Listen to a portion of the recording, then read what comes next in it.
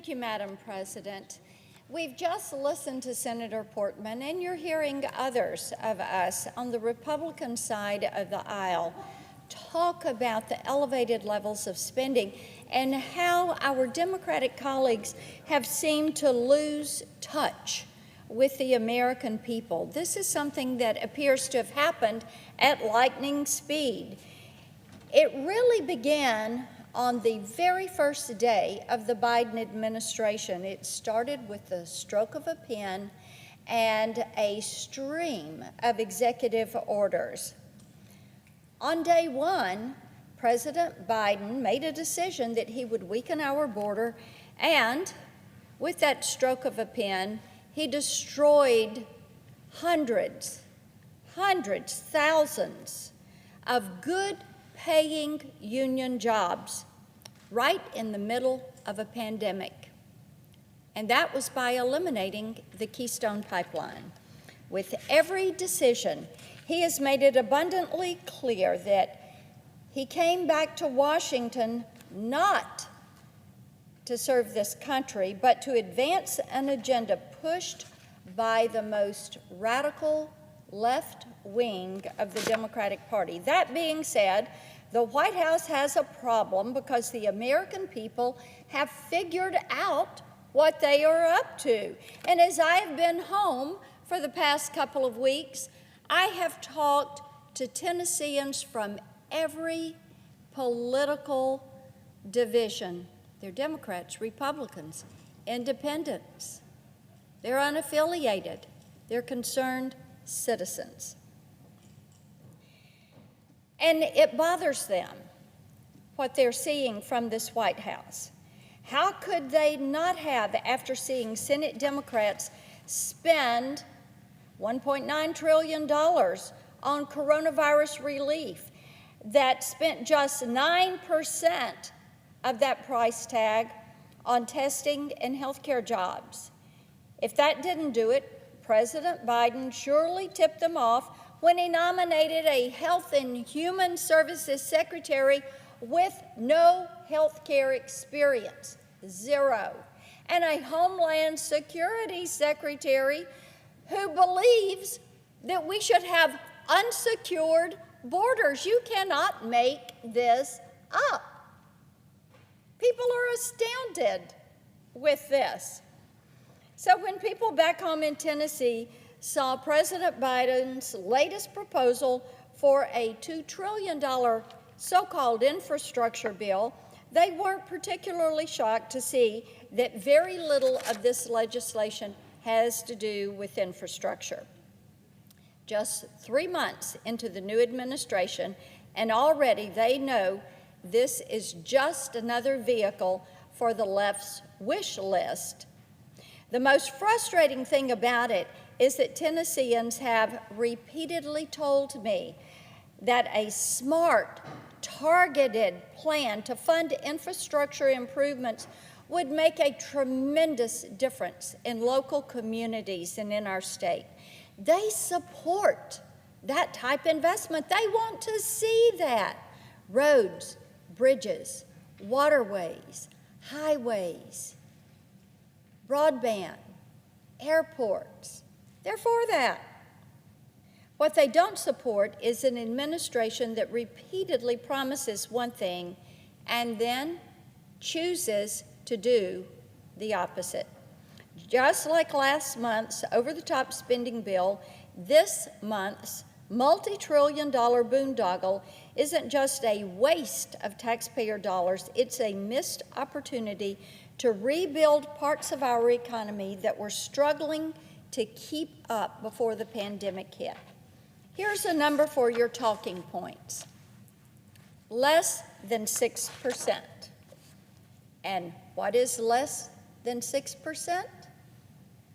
Madam President, that is the amount, that's the percentage of this $2 trillion bill that actually goes to infrastructure projects.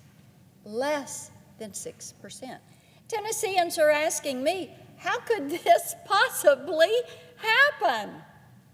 We've been talking about having an infrastructure bill now for about 3 years.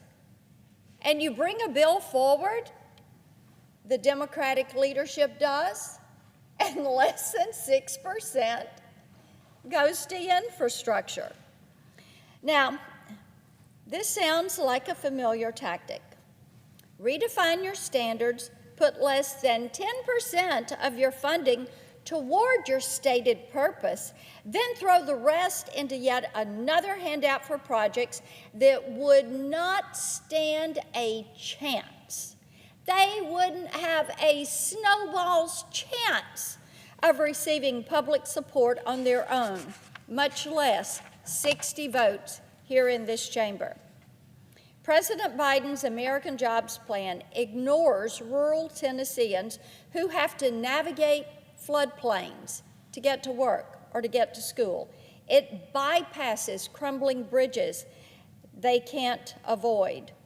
But it sure does pay a lot of attention to Green New Deal policies that were non-starters even before Speaker Pelosi lost ground in the House.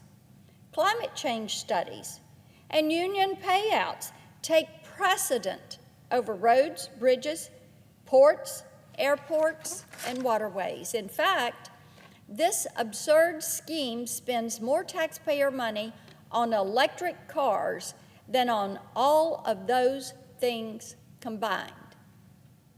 Yes, you heard me correctly.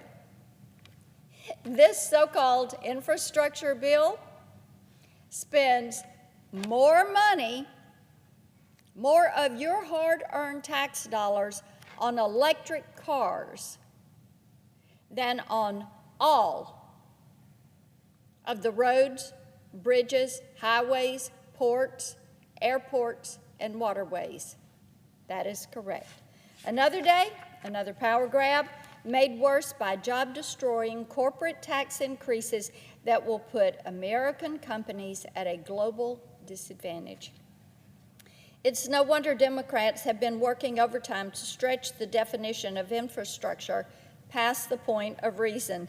These days, entire White House press briefings rely on the idea that the definition of infrastructure will continue to evolve. As they say, it's going to evolve to make it include whatever the Democrats decide that it should include. It's a time-honored liberal trick that has run its course. They can tweet that lie every day for the next 4 years if they choose. But here in the real world, we're dealing with an economy still in recovery, major industries in crisis, and millions of families who are working terribly hard and long hours to just make ends meet. What we're seeing here isn't just a disconnect. This is an administration attempting to impose their socialist vision on a country that cannot sustain the cost. To my colleagues on the other side of the aisle, I want to be clear. That vision of America that you have invented to fulfill this purpose does not exist. It's time to come up for air and talk a little reality. I know it's a popular thing here in Washington to claim that elections have consequences. But on your first day back in power, the Democratic Party got together and marched right across the line that separates consequences from punishment. Punishment. That's what they're all about. I would also encourage my Democratic colleagues to remember that when they do this, when they put together these trillion-dollar handouts for radical special interest, political pain for their opponents isn't the only result. They are punishing their neighbors, their friends, communities that are in their states. They're making life harder, much more difficult for local businesses and small business manufacturers. And they're exposing our weaknesses to our adversaries. I will tell you, Madam President, If President Biden and the majority leader shove yet another blank check through this chamber, they are going to find out in a hurry, I really do believe, how little the American people have to give for their leftist agenda. I yield the floor.